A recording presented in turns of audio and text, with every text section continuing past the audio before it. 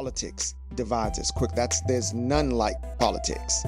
Like, people are not talking to their family members, people they grew up with, because their viewpoint and who they like is different from them. So it makes people divide. Like, you're not my family anymore. A person who thinks like you can't be my family. A person who, talks like you can't be. No, it's terrible. And something as simple as a Super Bowl halftime, 15 minutes of entertainment.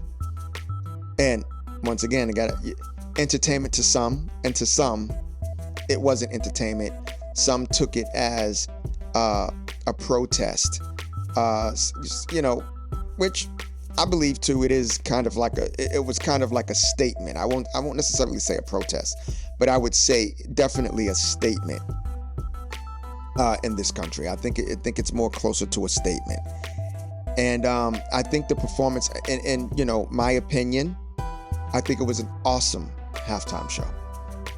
I think it's an awesome halftime show because of that culture and the community that I come from. It was understood, not by all people from my community. See, this is what I'm saying. Not by all people in my community. There are people from my community that did not like it neither. But a lot of them not liking it is because of the divide of, if you will, a rap beef between Kendrick Lamar, a rap beef between Kendrick Lamar and Drake, which are two great musical artists. Drake is an awesome musical artist. Kendrick is an awesome musical artist. They just stand for two different things. And here's what makes the country divide, and which makes it sad. We judge before we understand. If we know that the Super Bowl halftime is one of the biggest stages that any artist to perform on, then it must be a reason why that artist is on that stage. There has to be a reason. That the artist is on the stage because a statement might need to be made. But because you don't understand the music, you'll say it was horrible. Horrible to what? What does it stand up against when you say it's horrible? Is it horrible compared to Michael Jackson's performance? Is it horrible compared to Garth Brooks' performance? Is it horrible compared to Usher's performance?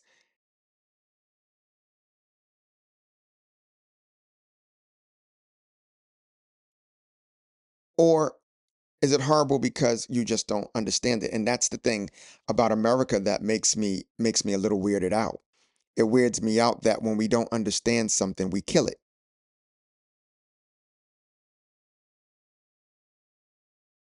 We try to unalive it when we don't understand it.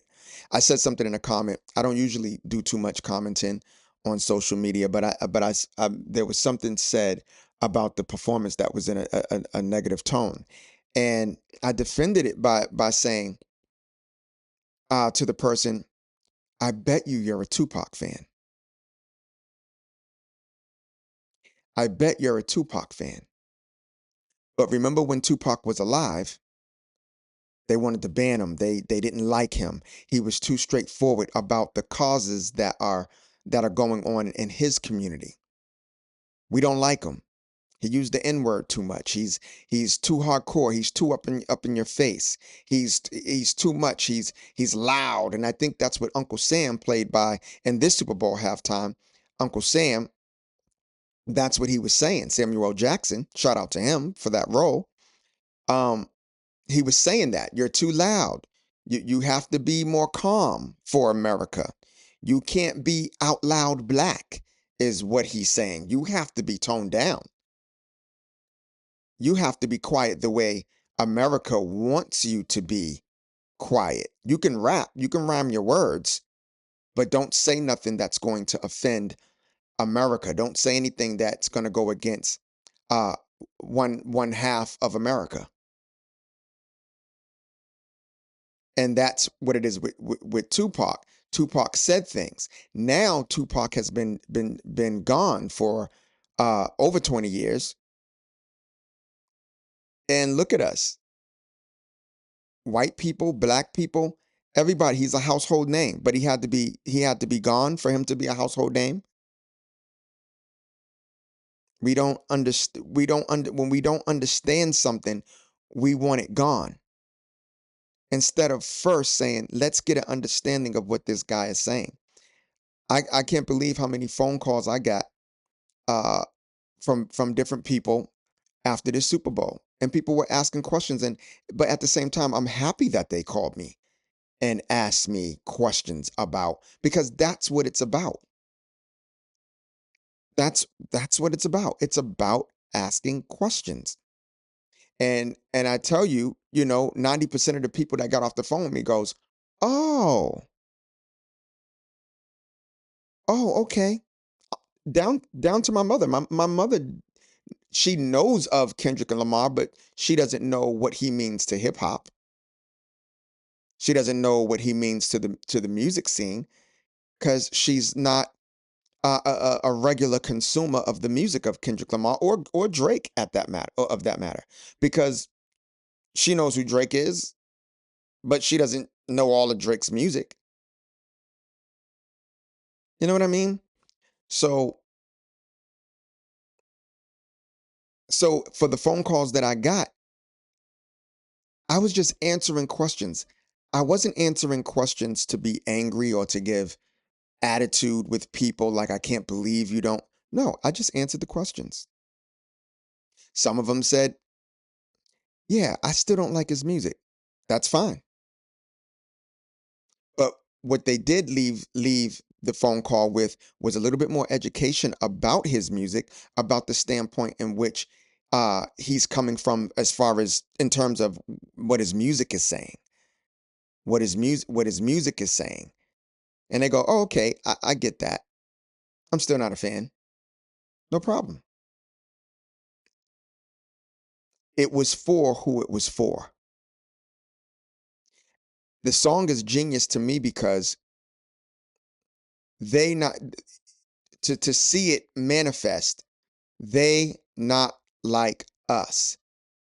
It begins with they, ends with us, and all the halftime show showed you and displayed for you. It displayed who is they, who they are, and who us is. That doesn't sound like proper English, but that's the only way to explain that, only way to say that. It shows you who, it displays who they are, yet also displaying who us is. And it's for us who understand and not for they who don't. I had some conversation with my dad about it, and one of the comments that I post on my page, what did I post? I'll show you guys real quick. Hold on one second. Let me see if I can find it real quick. What I posted on my Facebook, I said, "Come on here." I said, and this is not a jab at anybody. This is just how I view it. Right? I'll read to you what I said, and I'll read to you what the comment was that I got. Oh, somebody else made a comment on it too. And what the comment was that I got from my dad. So I said in my post, I said, if they don't get the layers that blind them, then don't expect them to understand the layers of the halftime performance, because the halftime performance was layered with so many hidden messages in it, and it, it was to the black community. I'm gonna read that one more time. If they don't get the layers that blind them, then don't expect them to understand the layers of the halftime performance.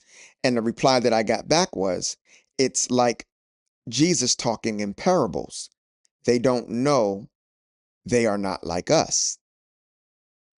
Jesus spoke in parables because it was for who it was for. The word of God was who it was for. You'll be surprised how many people read the Bible and don't understand what they're reading, especially if they're reading that King James version. Especially if you're reading the King James version. A lot of people don't know. I've gotten phone calls from family members and friends that say, I hear the word. I love to hear the word, but I don't quite understand. When I read it, I don't quite understand. And Jesus says in the Bible too, it's in parable, especially the book of Matthew. There's a lot of parables because it's for who it's for. They're just, and so it's the same thing with the halftime performance. It was a parable. Like, why is it a video game controller? Because a game is because the message is Americans are it's not just for black people, it's for everybody. America is a game is being played with the people of America by the higher ups. It's a message. And for people who want to spew the racism on top of it, it's like it's for you too. It's for you too. Um uh a lot of people didn't catch that it was the middle of the joystick was either a street or a prison yard message, right? Uncle Sam, played by Samuel L. Jackson, was saying that it's a you got to know how to play the game that they are playing with you. You got to know how to play the game that they are playing with you. If you want to be somebody in America, you got to play the game. Squid Games. It was a lot of that in there. I seen some Squid Games. A lot of people are, very familiar with Squid Games, the movie. Um, there was, brothers on a corner doing a doo-wop. There's a whole lot of messages in that. Some people said it was dead homies. Some people would look at that as a gang on a corner. There was so many symbols in this halftime, in this 15 minutes, there were so many symbols that it went out to. And it just reminds me of our ancestors back in the days of slavery. It reminds me of the stories that you hear when the mothers back then would make quilts, and the quilts had messages inside of the quilts that the master and our the white masters out there, they just thought it was just a quilt to keep them warm, but there was messages in it. There were messages. And the halftime show was full of messages. So it was for who it was for. There was something that I wanted to get into too, and I didn't forgot it. So it'll probably come back around. Um, but it was who it was for.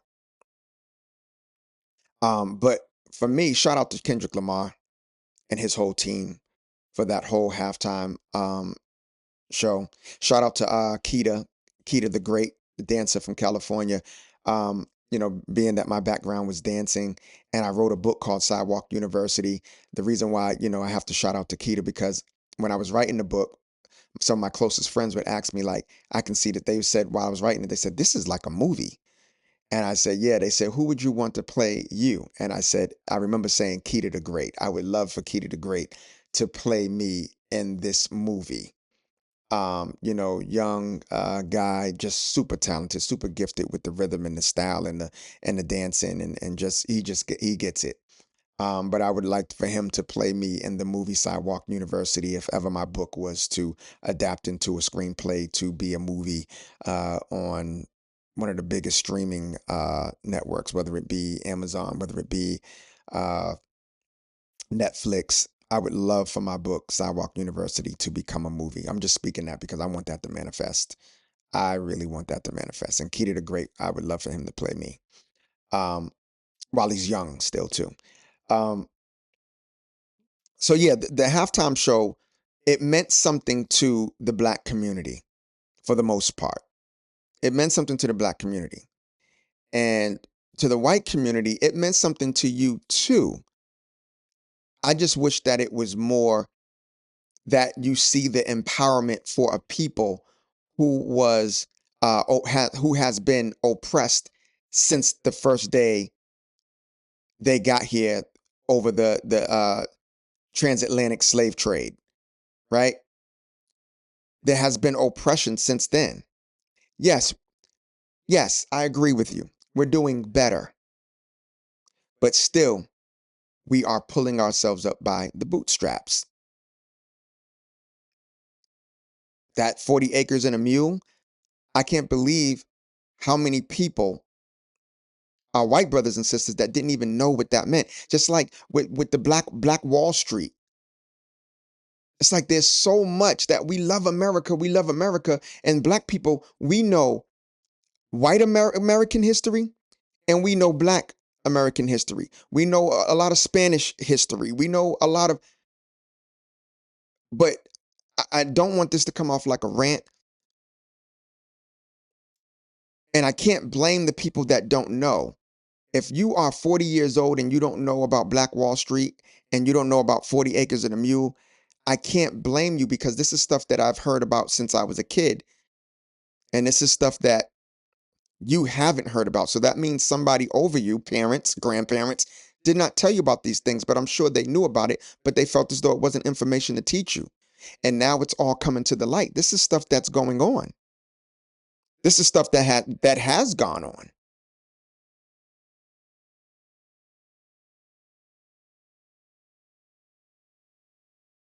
This is stuff that has happened right here in this country.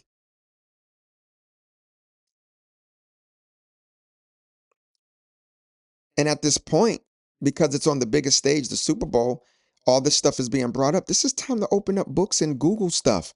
It's right there in front of you. We Google everything else. We Google stocks, we Google Bitcoin, we Google everything. How to do this, how to do that, do it yourself, this, fix this, build a whole house, build a whole car. Do all, everything is right there, but it's either you're not concerned with it, but then we still look at the community of black people and you say they're doing it to themselves.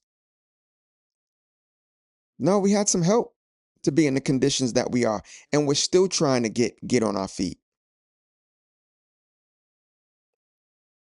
And then when somebody comes through and they're speaking about it in their music, here's what nobody's saying. Kendrick Lamar talks about Jesus. He talks about God a lot. We're all supposed to be brothers and sisters in the Lord. Nobody, we overlook. Somebody told me a long time ago about Facebook. Saying you post stuff, don't nobody show love when you're trying to start a business and stuff like that. And they said Facebook is just like people in real life. They're really showing who they really are. They see what they want to see. People see what they want to see. People see what they want to see. I don't want to see that, so I don't look at it unless it's something that offends them. We're so ready to fight each other, much quicker to fight each other than we are to get an understanding of why situations and different things hurt each other, hurts that community.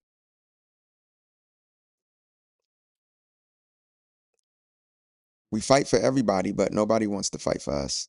And that's the hurtful part. We'll fight for everybody, but nobody wants to fight for the cause of the people. I don't even want to get into, it's all this, it brings up so many things. It's so quick to open up, old wounds. And, you think about how many black inventors they are. There are kids that are growing up that don't even know. You won't teach your kids that a set of black brothers invented an airplane. You'll just tell them, you'll be okay with them just saying that Delta is is the airplane company, and American Airlines is the plane company. That's it. Yeah. Let them think anything they want to think on that, except for who invented the airplane, or who invented peanut butter, or who invented the microwave, who invented the traffic light, who invented, no. This is the part of education that they want to hide. Whoever wins the war gets to tell the story the way they want, and that's what it feels like. We have them dominated. So we get to tell the people who come along in 100 years, we get to tell them that we did everything.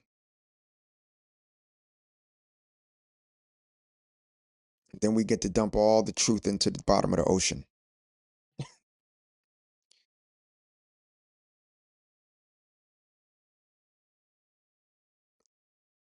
Yeah, man.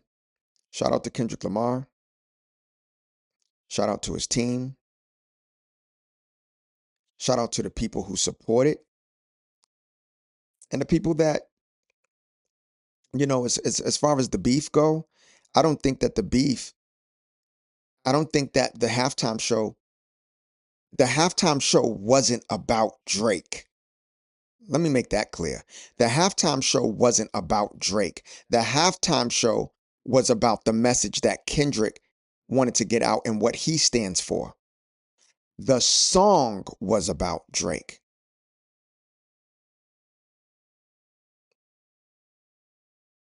Under 2 minutes of Not Like Us, of a 15-minute entire performance, that was about Drake. The halftime show performance of Kendrick Lamar was not about Drake. He had a bigger message. The song is just popular. The song just, it took off. It grew legs and wings and took off.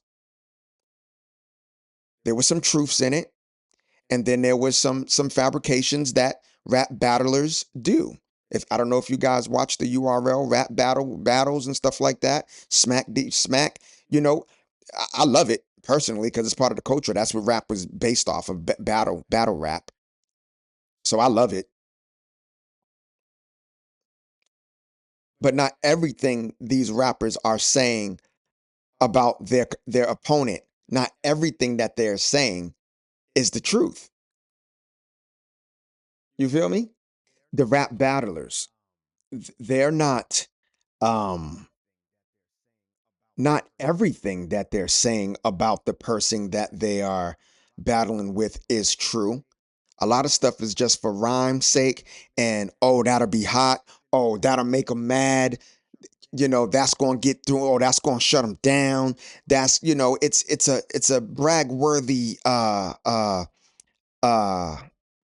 it's a brag worthy what's the word I'm looking for? Uh Activity. It's like you have to brag on yourself and put the other person down. You have to have a thick skin to battle rap. You have to have a thick skin to battle rap. I've heard some brothers say the most disrespectful thing ever to a person that they're going up against. But what I love is to see them shake hands at the end. It is supposed to make you feel away, but you have to remember this is battle rap. It's about the rhyme scheme. It's the art. It's the art of battle rapping. And it's about, my artsy mind against your artsy mind. And coaches says, it's unfortunate thing, but you say some things and we don't go to the police. We fight with words. And that's one thing that I think is a little weird. It's a little weird. Like, you want to go to court now instead of just putting out another song? I think what would be best. Here's my opinion. The best thing for the opponent of Kendrick Lamar, the best thing for him to do, and I think would be more manly, would be more respectable, is to say, "You got me. You got because you've been winning, bro. You've been winning. You've been getting over. You've been winning. You are multi. You got more money than you need. Private jets. No, no, no, no, no, no. Planes. $100 million mansions. Any woman you want, any woman you're not even supposed to have. You've been winning. One L does not make you a loser. It's just one battle. And I wish the brother would see it like that. You lost a battle.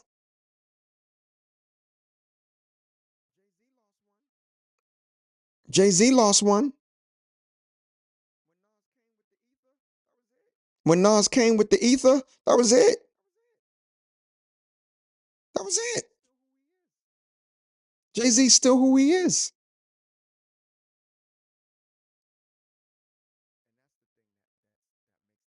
And that's the thing that makes this thing so hurtful, so crazy. It's like, bro, just yo, it just I lost one. I've done shows.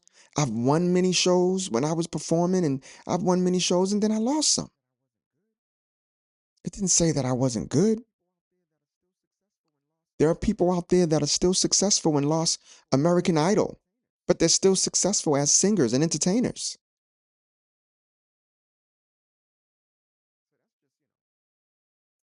So that's just, little stuff like that weirds me out, man. It's just, it takes, some humility and just like, hey, it was a tough year. It was a tough year. But now it feels like an attack on you, but now you're losing respect from your colleagues now because they're like, bro, just like, all right, yo, take a couple of years and put out your music that you usually put out and then go at them again if you need to. We do that. Remember when we was kids, we'd fight. And if you lost, you think you got your courage up, you had your Wheaties and then you go pick a fight and you try it one more time. Some people, hey, I'll keep coming back until I win one. When you win that one, then you can be, all right, I'm done. Even if you lose the next one after that, it's like, all right, at least I got them once. But, anyway, like I said, the halftime show wasn't about Drake. That one song was about Drake for under 2 minutes. It was about, you know, that was it. So the song is great. It's a good song.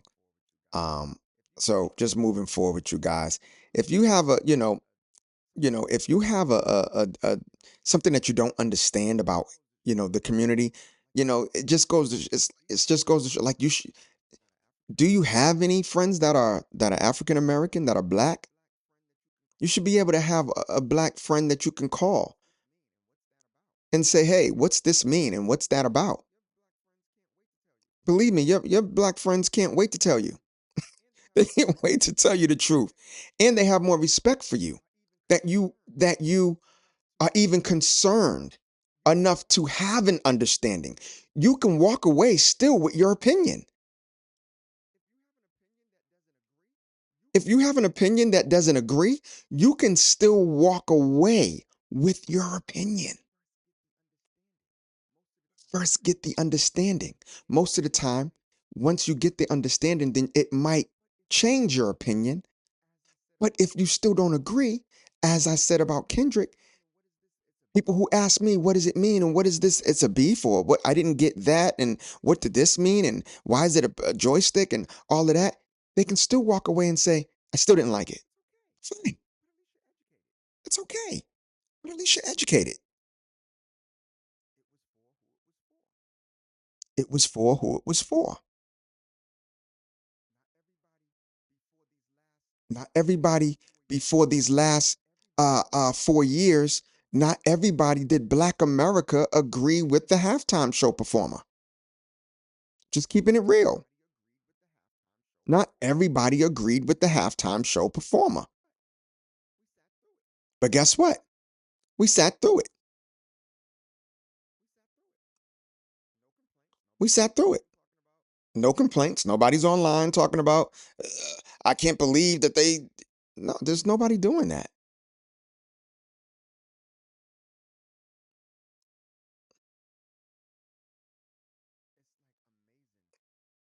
It's like amazing how much that 15 minutes affected everybody. It affected so many people, good and bad. It affected so many people.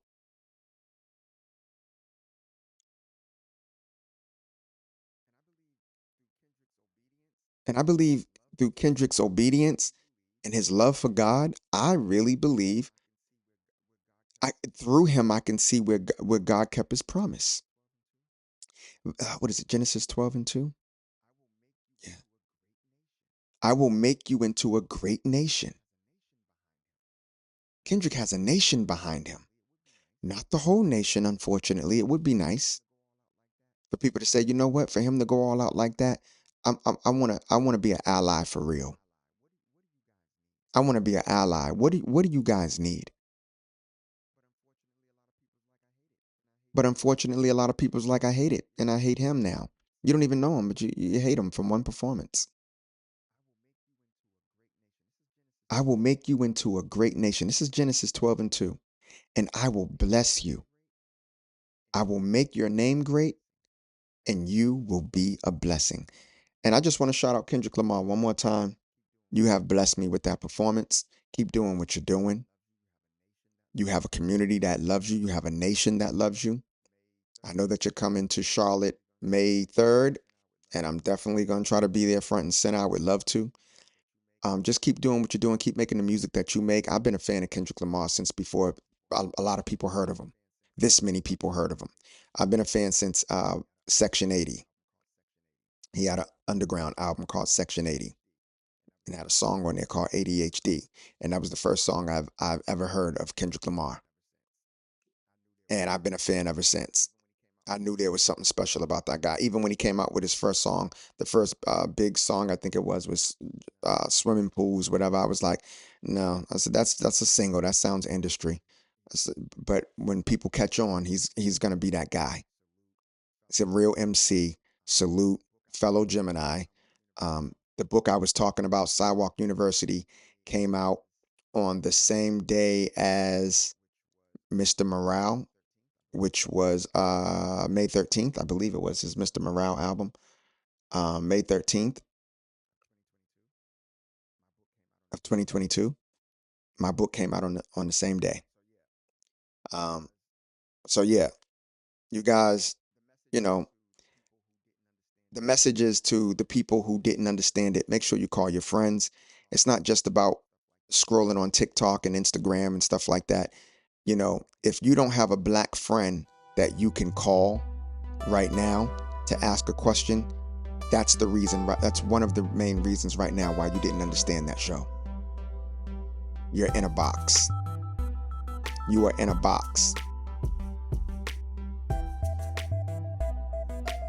So I suggest that we be united and that we get an understanding of each other's cultures so that you won't be so judgmental when you don't understand something.